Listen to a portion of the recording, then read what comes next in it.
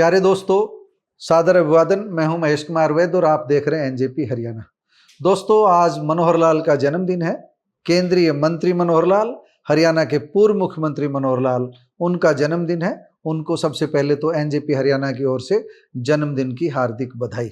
दोस्तों, बड़े नेताओं के जन्मदिन पर हम अक्सर चर्चा करते हैं, उनके व्यक्तित्व के बारे में, उनके कृतित्व के बारे में, उनके सफरनामे के बारे में। आज मनोहर लाल की बात करेंगे। और मनोहर लाल को लेकर अगर मैं अपनी बात कहूं तो मैं अब बोलना शुरू करूं तो शाम तक भी शब्द खत्म नहीं होंगे। उनसे जुड़ी बहुत सारी यादें मेरे जहन में हैं, लेकिन हम अपनी बात भी बताएंगे, जनता के बीच कही गई उनकी बात भी बताएंगे और लोगों से सुनी हुई बात भी आज आपको बताएंगे। मनोहर लाल से जुड़े कुछ खास किस्से। दोस्तों, पहले अपने से जुड़े कुछ खास किस्से सुनाते हैं, फिर मनोहर लाल को लेकर के हम अपनी बात कहेंगे। दोस्तों, मैं उस समय दैनिक जागरण में सीनियर चीफ रिपोर्टर था। नोएडा में मीटिंग चल रही थी। मतदान संपन्न हो चुका था हरियाणा में और भाजपा के सत्ता में आने की पूरी संभावना बन गई थी। हमारे कार्यकारी संपादक, राष्ट्रीय कार्यकारी संपादक विष्णु प्रकाश त्रिपाठी ने मीटिंग में एक सवाल उछाला कि हरियाणा का चीफ मिनिस्टर कौन बनेगा, कौन गैस कर सकता है। सबने अपने अपने तर्क दिए। 8 नाम निकल करके सामने आए, ये भी बन सकते हैं, ये भी बन सकते हैं। अनिल विज का भी नाम था, मनोहर लाल का भी नाम था, राव इंद्रजीत का भी नाम था, रामविलास शर्मा का भी नाम था। लंबी सूची थी। 8 नामों पर हुआ कि इन 8 में से कौन बन सकता है। तब मैंने अपना तर्क दिया कि मोदी और संघ की पसंद है मनोहर, इसलिए मनोहर लाल चीफ मिनिस्टर बनेंगे। मनोहर लाल राष्ट्रीय स्वयंसेवक संघ की पसंद भी है और नरेंद्र मोदी की पसंद भी है, क्योंकि हरियाणा में नरेंद्र मोदी के साथ उन्होंने काम किया हुआ है। समय आने पर मेरी बात सही साबित हुई, मुझे बड़ी शाबाशी मिली। दूसरे किसी साथी ने भी कहा होगा, मैं ये नहीं कह रहा कि मैंने ही मनोहर लाल का नाम लिया था, लेकिन मैंने अपना किस्सा बताया है। और मनोहर लाल के बारे में जब वह चाय पर आ रहे थे, उसी समय मैंने, शायद शीर्षक मुझे ठीक से याद नहीं, तब उसी समय मैंने लिख दिया था, शायद ये भावी मुख्यमंत्री की चाय पार्टी चल रही है। एक तो मेरे पास अभी मेरा एक इंटरव्यू भी था, और ये इंटरव्यू है 5 जुलाई 2014 का। उनके साथ कैलाश शर्मा बैठे हैं और ओम प्रकाश ग्रोवर बैठे हैं। ओम प्रकाश ग्रोवर भी अब इस दुनिया में नहीं है और कैलाश शर्मा भी इस दुनिया में नहीं है, दोनों दिवंगत हो चुके हैं। बुजुर्ग थे, मनोहर लाल के पुराने साथी थे। तब उसी समय मैंने उनसे एक सवाल किया था कि आपकी चाय पार्टी कहीं मुख्यमंत्री पद की दावेदारी से तो नहीं जुड़ी है। तब उन्होंने बड़ा रोचक जवाब दिया था। ये मनोहर लाल का जवाब है, आप पढ़ रहे हैं अपनी स्क्रीन पर। मनोहर लाल ने कहा था, मेरी भूमिका सेवक की है। मुझे तो ये भी नहीं पता कि लोकसभा चुनाव के दौरान मुझे जिस चुनाव संचालन समिति का चेयरमैन बनाया गया था, उसका दायित्व विधानसभा में रहेगा या नहीं। चाय पर जाने का उद्देश्य एक साधारण कार्यकर्ता का अपनी पार्टी के वरिष्ठ व कर्मठ कार्यकर्ताओं के साथ संवाद कायम करना, विभिन्न मुद्दों पर उनकी राय जानना तथा विचार साझा करना है। मुख्यमंत्री पद की उम्मीदवारी जैसी बातें आप लोग कर रहे हैं, यानी मेरे से कहा था कि आप लोग कर रहे हैं, मेरे दिमाग में ये बातें नहीं है, मैं तो अपना काम कर रहा हूँ। लोकसभा चुनाव के समय उन्हें चुनाव संचालन समिति का चेयरमैन बनाया गया था। वो कह रहे हैं कि मुझे तो पता ही नहीं था विधानसभा में भी मुझे यह दायित्व दिया जाएगा। तो दोस्तों, उस समय हमें लग रहा था, और हमें इसलिए लग रहा था क्योंकि मनोहर लाल के जो नजदीकी साथी थे, उनके भीतर से एक मैसेज चल रहा था कि ये भावी मुख्यमंत्री है और उन्हीं की चाय पार्टी यह चल रही है। मैंने भी स्टैंड को पकड़ा और मुझे लगा कि जब आरएसएस और नरेंद्र मोदी दोनों ही मनोहर लाल को चाहते हैं, तो जैसे ही बहुमत आएगा वैसे ही मनोहर लाल की लॉटरी खुल जाएगी, और हुआ भी वही। दोस्तों, मनोहर लाल को कई मामलों में, जैसे कई बार उनके किस्से चलते हैं, गर्दन उड़ा दूंगा, वो कर दूंगा, वो कर दूंगा, उनकी गर्मी के भी किस्से चलते हैं, लेकिन मेरे पास उनकी नरमी से जुड़े किस्से भी हैं। एक बार मुझे आधे घंटे का उन्होंने समय दिया, तो मैंने देखा कि मेरा घर बहुत छोटा सा है, तो मैंने विश्वकर्मा स्कूल में एक कार्यक्रम करवा लिया चाय का, कि मनोहर लाल जी हमारे साथ चाय पी लेंगे। एक थोड़ा सा रिश्ता उनका, अरविंद यादव हमारे पड़ोसी हैं, भारतीय जनता पार्टी के नेता है, उनके माध्यम से हमारी चुनाव से काफी पहले ही मनोहर लाल से मित्रता हो गई थी। और उन्होंने हमारे आग्रह पर विश्वकर्मा स्कूल में झज्जर चौक पर जो फल की रेहड़ी खड़ी होती है, झज्जर चौक की फल की रेहड़ी से चाट मंगवा करके हमने उन्हें खिलाई, पकोड़े मंगवा करके हमने उन्हें खिलाए। मनोहर लाल से जुड़े कई किस्से ओम प्रकाश ग्रोवर हमें बताया करते थे।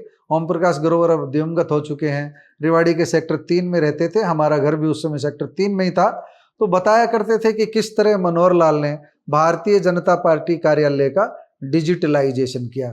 यानी मनोहर लाल में खूबी थी डिजिटलाइजेशन करने की, तकनीक के इस्तेमाल की। उन्होंने भारतीय जनता पार्टी के कार्यालय को उस समय कंप्यूटरीकृत कर दिया था जब इसका दौर चल रहा था। नरेंद्र मोदी उस समय राष्ट्रीय महामंत्री थे और हरियाणा के प्रभारी थे।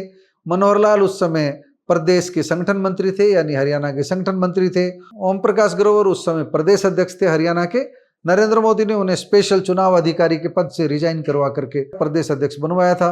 लेकिन असली कमान भारतीय जनता पार्टी की संगठन मंत्री होने के नाते मनोहर लाल के हाथों में थी। उसी समय उन्होंने भाजपा कार्यालय का कंप्यूटरीकरण कर दिया था। हम जिन अरविंद यादव की हमने जिक्र किया है वह उस समय रोहतक के जिला महामंत्री होते थे। रोहतक झज्जर उस समय एक संयुक्त जिला था और उस दौर में भारतीय जनता पार्टी अधिक मजबूत नहीं थी, तो इन सब के पुराने संबंध थे। इस नाते हमारा भी उठना बैठना हो गया था, तो हमारी भी मनोहर लाल से बातें होती थी।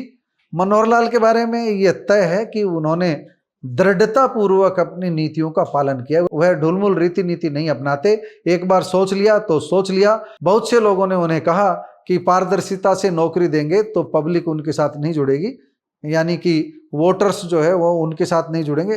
वोटर्स से अभिप्राय कार्यकर्ता उनके साथ नहीं जुड़ेंगे, कार्यकर्ताओं के काम नहीं होंगे तो कार्यकर्ता कैसे जुड़ेंगे। लेकिन मनोहर लाल अपनी बात पर दृढ़ रहे। उन्होंने ग्रुप डी और ग्रुप सी की, पुलिस पटवारी की इन भर्तियों में पारदर्शिता सुनिश्चित करने का काम किया। हम ग्रुप बी की और ग्रुप ए की और विश्वविद्यालयों सत्र की नौकरियों की बात नहीं कर रहे हैं। HKRM के माध्यम से जो भर्तियां हुई उनकी बात नहीं कर रहे हैं। उनको हम कोई भी सर्टिफिकेट नहीं दे रहे पारदर्शिता का। हालांकि हमारे सर्टिफिकेट से होता क्या है, लेकिन पब्लिक का फीडबैक हम आपको बता रहे हैं। जो शुरुआती दौर में नौकरियों में भर्ती हुई ग्रुप सी और डी, उसमें अच्छी तरह से पारदर्शिता बरती गई और इसका लाभ नायब सैनिकों चुनाव जीतने में मिला। भारतीय जनता पार्टी अगर तीसरी बार सत्ता में है तो वह मनोहर लाल की उसी नीति की बदौलत है जो उन्होंने नौकरी देने में अपनाई थी। अब एक बड़ा किस्सा उनसे जुड़ा और बता देते हैं।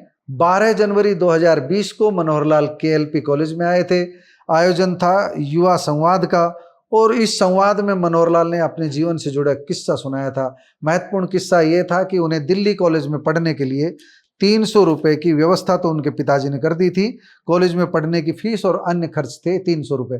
300 रुपए तो उनके पिता ने दे दिए थे, लेकिन मासिक खर्च के लिए उन्होंने हाथ खड़े कर दिए थे। सिर्फ 10 रुपया महीना मनोहर लाल को पिताजी से जेब खर्च के लिए मिलते थे। 10 रुपये महीने में मनोहर लाल गुजारा करते थे दिल्ली में। और उन्होंने अपने संघर्ष के दिनों की पूरी कहानी KLP कॉलेज में बताई थी। वही कहानी हम दोहरा रहे हैं। आप अपनी स्क्रीन पर वह कहानी पढ़ भी सकते हैं। सिर्फ 10 रुपये महीने में गुजारा करते थे मनोहर लाल। इस शीर्षक से हमारी ये स्टोरी छापी हुई है। इसमें आप पढ़ सकते हैं किस तरह मनोहर लाल ने संघर्षमय जीवन जिया था। दोस्तों एक किस्सा आपको और बता देते हैं। भारतीय जनता पार्टी ने 2014 के विधानसभा चुनाव से पहले 2013 में कुलदीप बिश्नोई की हरियाणा जनहित कांग्रेस से यानी हजका से समझौता कर लिया था। 45 सीटों पर हजका को चुनाव लड़ना था और 45 सीटों पर भारतीय जनता पार्टी को चुनाव लड़ना था और मुख्यमंत्री का फेस कुलदीप बिश्नोई को बनाया गया था। लेकिन समय ऐसा आया कि जब लोकसभा चुनाव में भारतीय जनता पार्टी सत्ता में आ गई, नरेंद्र मोदी प्रधानमंत्री बन गए, तो हरियाणा में भी मोदी मोदी की जय जयकार होने लगी। नरेंद्र मोदी ने 15 सितंबर 2013 को रेवाड़ी में अपनी जब पूर्व सैनिक रैली की, उसके बाद तो भारतीय जनता पार्टी की आंधी हरियाणा में चल गई। इसके बाद आप सभी जानते हैं कि किस तरह राव इंद्रजीत सिंह, चौधरी बीरेंद्र सिंह, बड़े बड़े कांग्रेसी नेता भारतीय जनता पार्टी में शामिल हुए और भारतीय जनता पार्टी को अकेले दम पर सत्ता में आने का मौका मिला। दोस्तों उस समय ऐसा माहौल बना कि कुलदीप बिश्नोई को भारतीय जनता पार्टी ने लटका कर छोड़ दिया। न तो उन्हें यह बताया जा रहा था कि आपके साथ गठबंधन कायम रहेगा, न उन्हें यह बताया जा रहा था कि आप अपनी अलग राह पर चलें।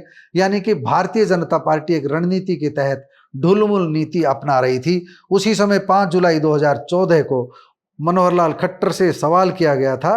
सवाल मेरा था, सवाल ये था कि भाजपा हजका गठबंधन को लेकर दोनों तरह से उलझन भरे बयान आ रहे हैं। क्या भाजपा खुद ही मामले को लंबा खींच रही है? क्यों नहीं यह स्पष्ट किया जा रहा है कि हजका से गठबंधन रहेगा या नहीं? यह सवाल पूछा गया था क्योंकि उस समय भाजपा की तरफ से, कुलदीप बिश्नोई की तरफ से यही माहौल बना हुआ था। तब उन्होंने जवाब दिया था कि लोकसभा चुनाव बाद परिस्थितियां बदली है, बदली परिस्थितियों में ही पार्टी गठबंधन की पुनः समीक्षा कर रही है। यानी 5 जुलाई 2014 को मनोहर लाल ने संकेत दे दिया था कि कुलदीप बिश्नोई के साथ अब गठबंधन नहीं रहेगा, कम से कम उस रूप में तो बिल्कुल ही नहीं रहेगा। 45-45 मनोहर लाल ने कहा था आज के दिन तो गठबंधन है, लेकिन समीक्षा हो रही है तो यह भी स्पष्ट है कि निर्णय नए सिरे से होगा। यह निर्णय भाजपा संसदीय बोर्ड करेगा। वैसे जनभावना यही है कि प्रदेश का नेतृत्व भाजपा के हाथ में आए। कितनी बड़ी बात कही थी, यानी कह दिया था कि नेतृत्व जो है कुलदीप बिश्नोई की बजाय भाजपा के हाथ में आए, और इसे नाम दिया था जनभावना का। मनोहर लाल होशियार है, बहुत समझदार है। उन्होंने कहा था अगली लाइन में कि गठबंधन होने की स्थिति में भी नेतृत्व भाजपा से बाहर नहीं होना चाहिए, यानी सीधे सीधे कह दिया था कि कुलदीप बिश्नोई को Bharatiya Janata party chief minister के रूप में स्वीकार नहीं करेगी। हमने उनसे यह सवाल भी पूछा था कि क्या कुलदीप बिश्नोई से गठबंधन टूटने पर इनेलो से गठबंधन किया जा सकता है। उन्होंने साफ इनकार कर दिया था, और उसी बात पर मनोहर लाल कायम रहे। चाय पार्टी का हमने बता ही दिया। हमने सीधे पूछा था कि आपकी चाय पार्टी कहीं मुख्यमंत्री पद की दावेदारी नहीं है, उन्होंने मना कर ही दिया था। दोस्तों, ये थी मनोहर लाल की उस समय की कहानी। इसके बाद हरियाणा की बागडोर संभाली। हरियाणा में जिन 3 लालों की तूती बोलती थी, चौधरी बंसी लाल, चौधरी भजन लाल, चौधरी देवीलाल, उनमें एक नया नाम जुड़ा, मनोहर लाल। उन्हें नौशिखिया कहा गया, उन पर कटाक्ष किए गए, लेकिन मनोहर लाल अडिग रहे। मनोहर लाल फेल भी हुए कई मामलों में। आरक्षण आंदोलन के दौरान वह स्थिति को नहीं संभाल पाए थे, उनकी आलोचना भी हुई। हरियाणा जल रहा था, स्थिति नियंत्रण में नहीं थी। नूह के मामले में भी एक बार ऐसा ही हुआ, मनोहर लाल के हाथ से स्थिति निकलती दिखाई दी। हालांकि एक बात मैं जरूर कहूँगा, जाट आरक्षण आंदोलन हो या नूह का दंगा हो, या इससे पहले मनोहर की पहली पारी में सुधारक बनकर कुछ विधायकों का उनके विरुद्ध में होना हो, इनके पीछे कहीं न कहीं कोई साजिश जरूर थी, मनोहर को कमजोर करने की साजिश। इस गहराई में हम नहीं जा रहे, लेकिन मनोहर तप कर कुंदन बनकर निकले, ये बात हम जरूर कह रहे हैं। लेकिन इन सब चीज़ों के बावजूद मनोहर मजबूत होते चले गए।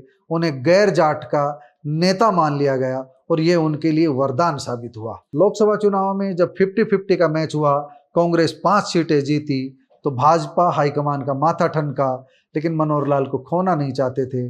मनोहर लाल को लोकसभा चुनाव लड़वाया गया और उन्हें केंद्र में ताकतवर मंत्री बनाया गया, और उसका फायदा हरियाणा के विधानसभा चुनाव में हुआ। जो पंजाबी समुदाय था, उन्हें लगा कि उनका नेता आज भी हरियाणा चला रहा है, आज भी हरियाणा में ताकतवर बना हुआ है, आज भी उनकी सुनी जा रही है, इसलिए पंजाबी वर्ग भाजपा से छिटक कर नहीं गया। कांग्रेस ने राज बब्बर जैसा चेहरा गुरुग्राम लोकसभा क्षेत्र से उतारा, लेकिन पंजाबी समुदाय राज बब्बर की तरफ नहीं गया। अगर पंजाबी समुदाय राज बब्बर की तरफ चला जाता तो राव इंद्रजीत आज केंद्र में मंत्री नहीं होते।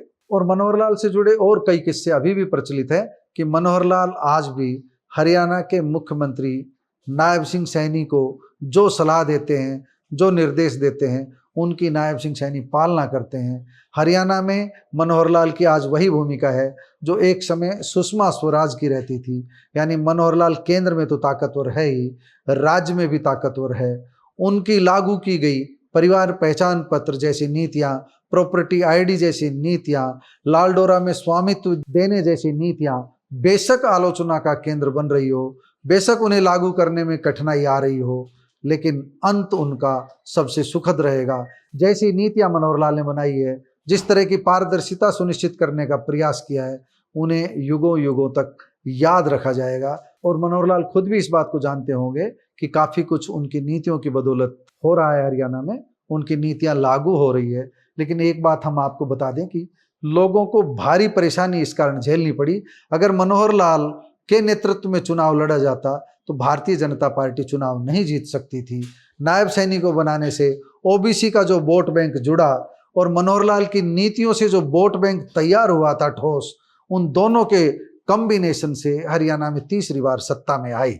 आज हालात ये है कि आज मनोहर लाल की हरियाणा में पहले से अधिक स्वीकार्यता हो चुकी है। किसी नेता की स्वीकार्यता का, किसी नेता को सम्मान देने का इससे बड़ा उदाहरण और क्या हो सकता है। दोस्तों, आपको मनोहर लाल के जीवन से जुड़ी ये कहानी कैसी लगी, कमेंट बॉक्स में जाकर बताइएगा जरूर। नमस्कार, धन्यवाद।